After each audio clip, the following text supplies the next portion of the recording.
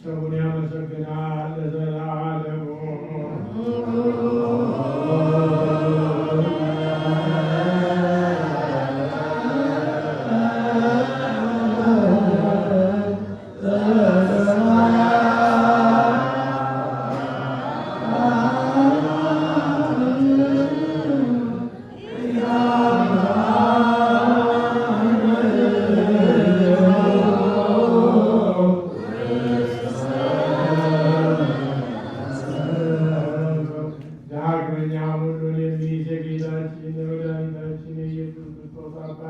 እግዚአብሔርን ማለዳለን ደመናችንን አልናቀም አልተቆጣምና ይቅርታውን ከእኛ አላራቀምና አምላካችን እግዚአብሔር ይቅር ባይ ስለሆነ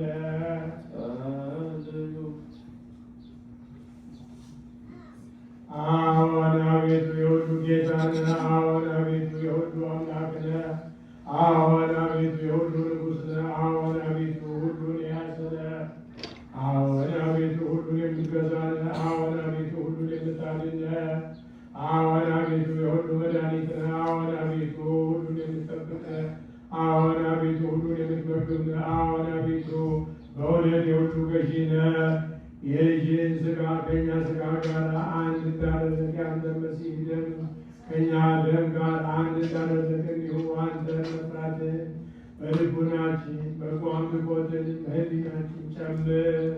ሥጋውያን የምንሆን እኛ ግን የሥጋን ሕግ እናስባለን፣ የሥጋን ሥራ እንሰራለን፣ በሥጋ መንገድ እንሄዳለን። አንተ ግን የመንፈስን ሕግ አስተምረን፣ የመንፈስንም ሥራ አስረዳ፣ የመንፈስንም መንገድ ምራ። እኛን ኃጥአንን እንድትምረን ያን ጊዜ መሐሪ ትባላለህና፣ ጻድቃንን ግን ከሥራቸው የተነሳ ትምራቸዋለህ፣ እንደ ጽድቃቸው ትሰጣቸዋለህ። የቀደመ በደላችንን አታስብብን። አቤቱ ይቅርታ ፈጥኖ ይደረግልን። ወደ አንተ እንጮኻለን፣ ወደ አንተ እናለቅሳለን፣ ወደ አንተ እንማልዳለን ለዘላለሙ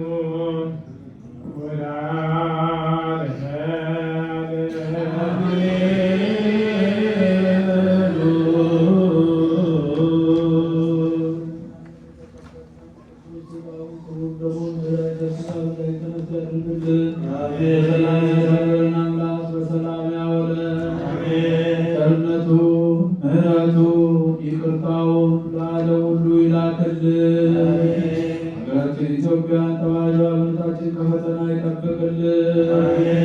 መከራውን፣ ሞቱን፣ ግጭቱን፣ ረሃቡን፣ ስደቱን፣ ጦርነቱን ከሕዝባችን ከዓለማችን ያስወግድልን።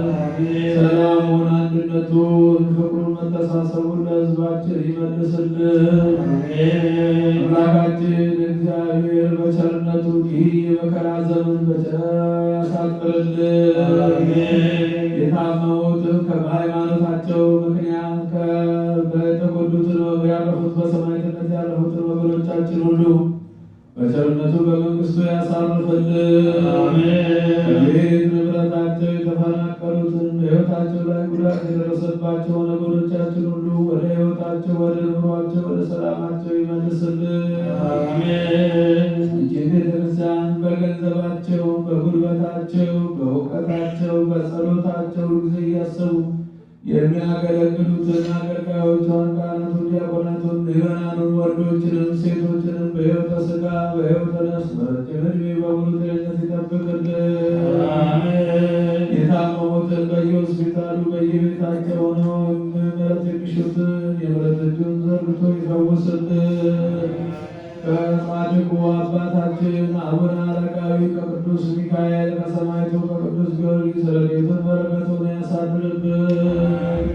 ከሩቅም ከቅርብ መጠታቸው በዚች ቅድስት ቤተ ክርስቲያን ያቀረባችሁትን ጸሎታችሁን፣ መባችሁን፣ ምስጋናችሁን ሁሉ ተቀብሎ የየልቦናችሁን መሻት ይፈጽምላችሁ። ከእናታችን ከቅድስተ ቅዱሳን ከንጽሕተ ንጹሐን ከድንግል ማርያም ረድኤቷን በረከቷን ያሳድርብን። ጾማችንን ጾምልን